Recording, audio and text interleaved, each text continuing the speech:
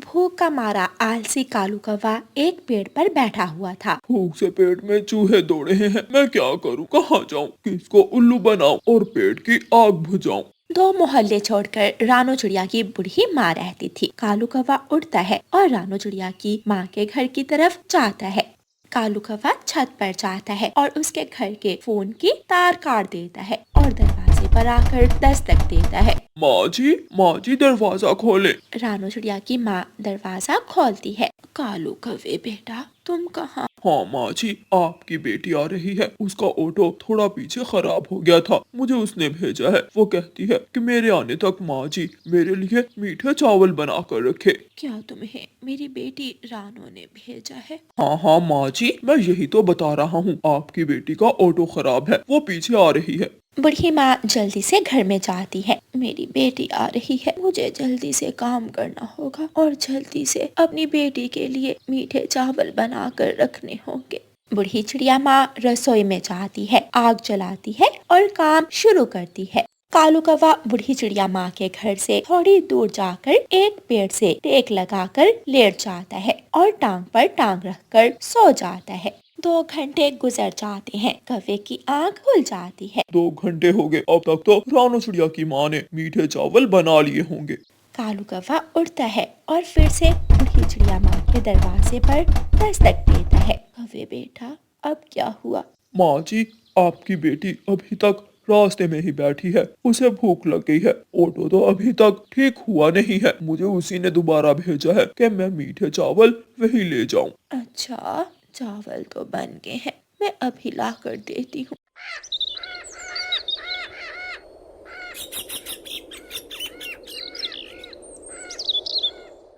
बूढ़ी माँ रसोई में जाती है और चावलों की हंडिया लाकर कौवे को दे देती है। ध्यान से लेकर जाना बेटा, चावल अभी गर्म है। चिंता ना करें माँ जी, मैं ध्यान से ही लेकर जाऊंगा। कालू कौवा चावलों की हंडिया ले जाता है। एक बार अपनी बेटी का नंबर मिलाकर देखती हूँ। बूढ़ी माँ टेलीफोन उठाती है। अरे, टेलीफोन तो खराब है, ठीक होगा तो फिर फोन करूँगी। उधर कालू कौवा चावलों की हंडिया लेकर नदी किनारे चला जाता है और पेट भर के मजे मजे से मीठे चावल खाता है।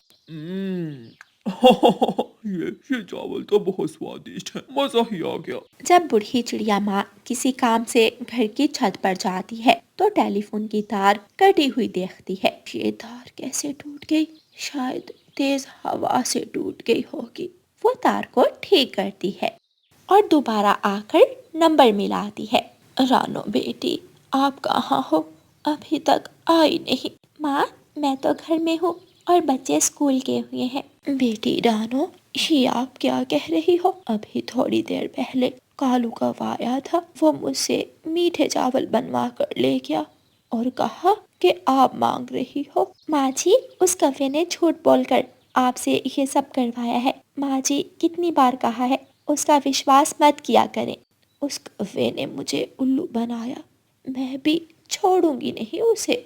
ऐसे ही कुछ दिन गुजर जाते हैं। एक दिन रानू चिड़िया की माँ अपने घर से निकलती है और एक डिब्बा साथ लेकर अपनी बेटी के घर की तरफ जाती है। कालू कौवा रास्ते में ही बैठा हुआ था।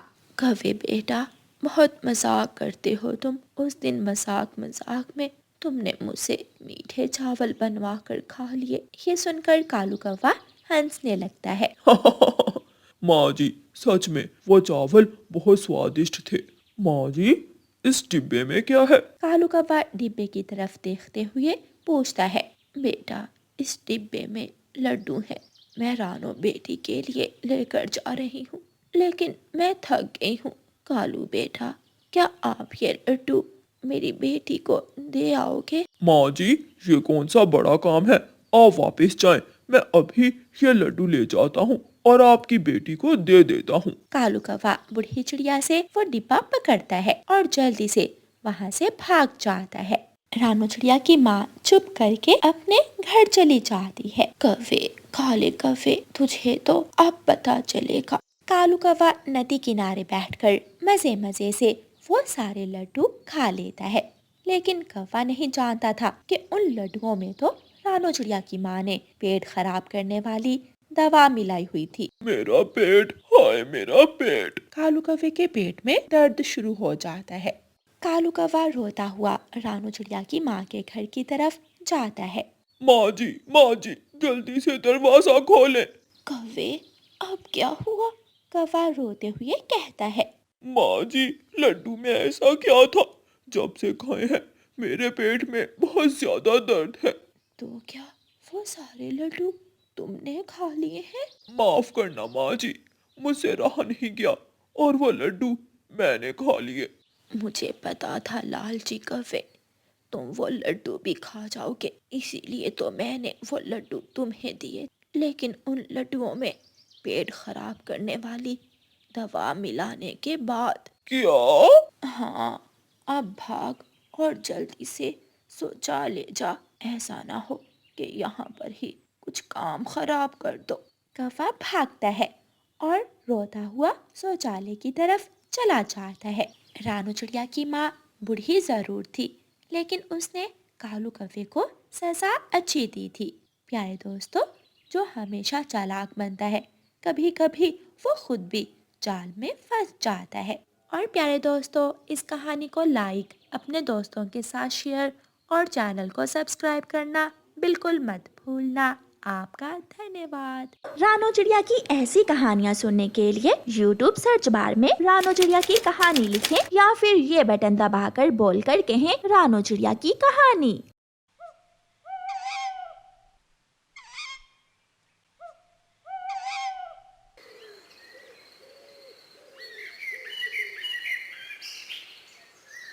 रानो चिड़िया ने जिस पेड़ पर अपना घर बनाया था, उस पेड़ पर मीठे फल लगे हुए थे। चिड़िया बहुत खुश थी। चिड़िया के साथ वाले पेड़ पर एक कौवे और कौवी का घर था, मगर उस पेड़ पर पत्ते ही पत्ते थे, कोई फल ना था। गौरी, अगर हम चिड़िया से उसका पेड़ ले लें तो हम मजे मजे से मीठे फल खाया करेंगे। चिड़िया के पेड़ पर मीठे फल हैं और हमारे पेड़ पर पत्ते ही पत्ते हैं। वो छोटी चिड़िया बहुत जल्दी मेरी बातों में आ जाती है। मैं अभी उस छोटी चिड़िया के पास जाती हूँ और उसे अपना पेड़ देकर उसे उसका पेड़ ले लेती हूँ। गौरी कौवी चिड़िया के घर जाती है। चिड़िया चिड़िया, मेरी बहन चिड़िया, तुम्हें तो पता है मेरा रंग धूप से काला हो जाता है और मेरे घर पर धूप ज्यादा है, इसलिए तुम मेरा घर ले लो और मुझे अपना घर दे दो।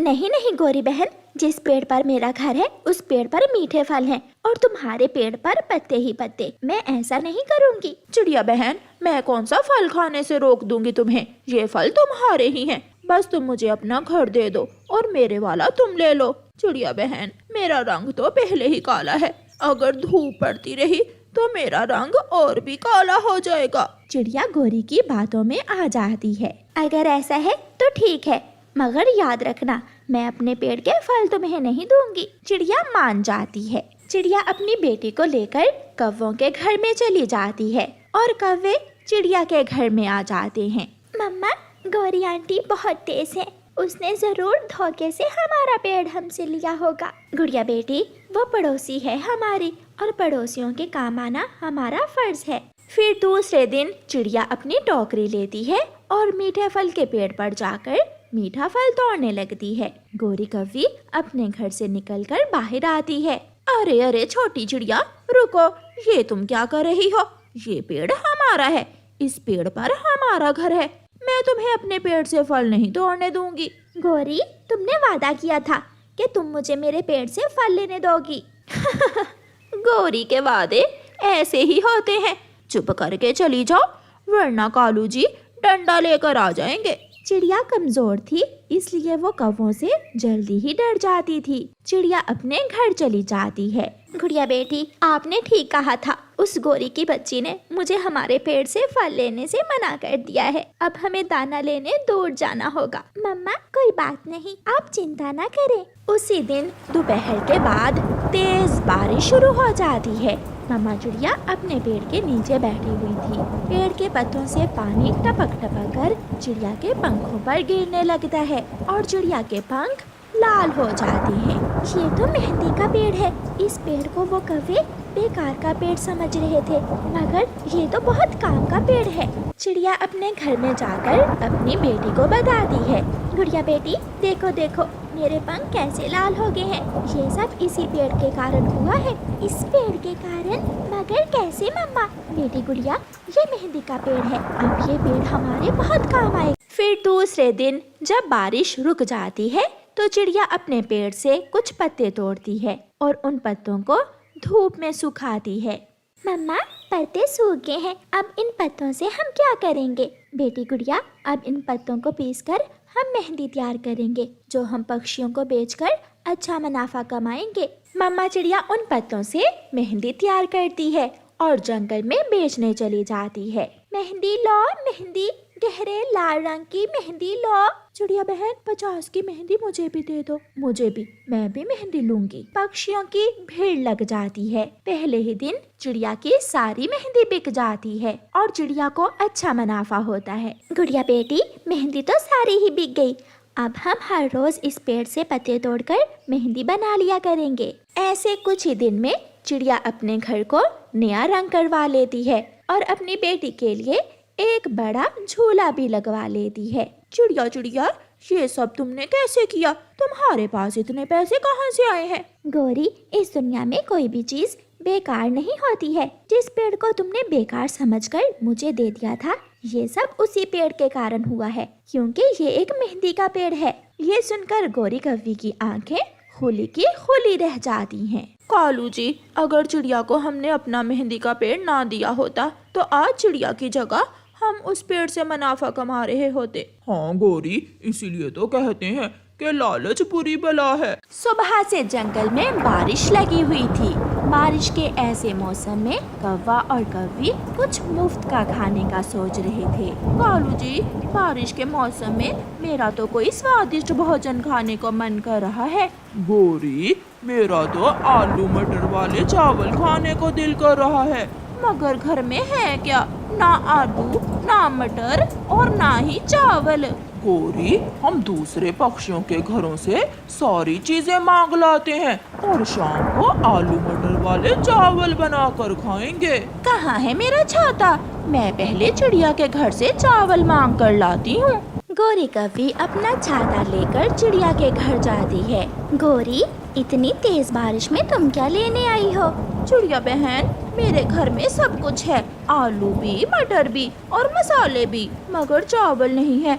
मुझे थोड़े से चावल दे दो, मैं शाम को आलू मटर वाले चावल बनाऊंगी। तुम्हारे घर भी भेजूंगी मैं चावल। आलू मटर वाले चावल मैं भी खाऊंगी। गौरी बहन, अगर बाकी की चीजें हैं तो तुम चावल मुझसे ले जाओ और एक प्लेट मुझे भी दे जाना, गुड़िया खा लेगी। गौरी कव्वी खुशी खुशी चिड़िया के घर से चावल लेकर चली जाती है। मैं ले आई हूँ चावल। कालू, अब तुम जल्दी जल्दी से तोते के घर से आलू ले आओ और फिर बाद में मटर भी किसी से मांग कर ले आएंगे। वो मोटी चोंच वाला है तो बहुत कंजूस, मगर मैं किसी तरह से उससे आलू ले ही आऊंगा। कालू कौवा तोते के घर की तरफ जाता है। तोते तोते, तेरी भाभी गौरी आलू मटर वाले चावल बना रही है। देखा तो घर में आलू नहीं थे, क्या तुम्हारे पास आलू हैं? हाँ, मेरे पास आलू तो है, मगर मैंने वो आलू अपने लिए रखे हुए हैं। मेरा आज फ्रेंच फ्राइज बनाने का इरादा है। मैं दे जाऊंगा, मैं एक प्लेट चावल की तुम्हें भी दे जाऊंगा, तुम मुझे आलू दे दो। अच्छा, तो फिर ठीक है, ये आलू तुम ले जाओ और याद रखना थोड़े चावल मुझे देना भूल न जाना। ऐसे कालू कौवा तोते से आलू मांग कर ले जाता है। फिर गौरी कव्वी बुलबुल के घर से मसाले मांग लाती है और कालू कौवा कबूतर के खेत से मटर लेने जाता है। कालू, ऐसी बारिश में तुम यहाँ क्या लेने आए हो? कबूतर कबूतर यार, मेरी पत्नी आलू मटर वाले चावल बना रही है, घर में मटर नहीं है। अगर तुम मुझे थोड़े से मटर दे दो तो मैं तुम्हें भी एक प्लेट चावल दे जाऊंगा, मगर मुझे भूल न जाना, मेरा भी आज आलू मटर वाले चावल खाने को बहुत दिल कर रहा है। ऐसे सारे जंगल से चीजें मांग मांग कर गौरी और कालू कौवा आलू मटर वाले चावल बनाना शुरू करते हैं। कालू, देखा, घर में एक चीज भी नहीं थी, मगर हमने सारी चीजें दूसरे पक्षियों से मांग कर जमा कर ली। और सब एक प्लेट चावल के लालच में आ गए। ठेंगा ठेंगा मिलेगा उन्हें, चावल खाएंगे मैं और मेरी गौरी पत्नी। फिर गोरी और कालू कौवा हंसने लगते हैं। मम्मा जाएं पूछ कर आए, क्या अभी तक चावल नहीं बने गोरी आंटी के? बेटी बाहर बारिश हो रही है। मम्मा जाएं, ऐसा ना हो कि गोरी आंटी अकेली ही चावल खा ले। फिर चिड़िया अपना छाता लेकर गोरी के घर जाती है। गोरी बहन बन गए चावल क्या? चिड़िया तुम यहाँ क्यों आई हो? जब चावल बनेंगे तो मैं तुम्हारे घर में ही दे आऊंगी। नहीं, मैं यहाँ बैठकर ही इंतजार कर लेती हूँ। थोड़ी देर बाद तोता भी वहाँ आ जाता है। चिड़िया तुम गोरी के घर क्या लेने आई हो? गोरी मुझसे चावल मांग कर लाई थी और मैं आलू मटर वाले चावल लेने आई हूँ। और मुझसे आलू लाया था कालू कौवा, मुझे भी एक प्लेट चावल दो। हाँ चिड़िया, आलू भी खत्म हो गए थे, इसलिए तेरा भाई तोते से 2 आलू मांग कर ले आया था। उसी समय कबूतर भी वहाँ आ जाता है। और मटर मुझसे मांग कर लाए थे, ये बोलकर कि 1 प्लेट चावल मुझे भी मिलेंगे। बुलबुल भी पहुँच जाती है। क्या बन गए चावल? मेरे मसाले की खुशबू तो दूर दूर तक जा रही है। बुलबुल क्या मसाले तुमसे मांग कर लाई थी गोरी? चिड़िया मैंने तो सोचा था कि सबके घरों से चीजें मांगकर आलू मटर वाले चावल बनाकर खाएंगे, मगर तुम सब तो यहाँ ही आ गए। अब ये चावल हम सब मिलकर खाएंगे। चावल बन जाते हैं। जिस जिसकी चीजें इन चावलों में है वो सब खाना शुरू करें। कौवा और कौवी पक्षियों का मुंह देखते रह जाते हैं और पक्षी मजे मजे से आलू मटर वाले चावल खाते हैं। प्यारे दोस्तों, इस कहानी को लाइक, अपने दोस्तों के साथ शेयर और चैनल को सब्सक्राइब करना बिल्कुल मत भूलना। आपका धन्यवाद। हलवाई मीठे लड्डू बना रहा था। कालू कौवा थोड़ी दूर एक पेड़ पर बैठा देख रहा था। किसी तरह मुझे ये मीठा मीठा लड्डू मिल जाए तो आज दिन ही बन जाए। ये इंसान कहीं इधर उधर भी तो नहीं जा रहा। कौवा ऐसे सोच ही रहा था कि हलवाई इंसान शक्कर लेने दुकान के अंदर जाता है। कालू कौवा मौका देखकर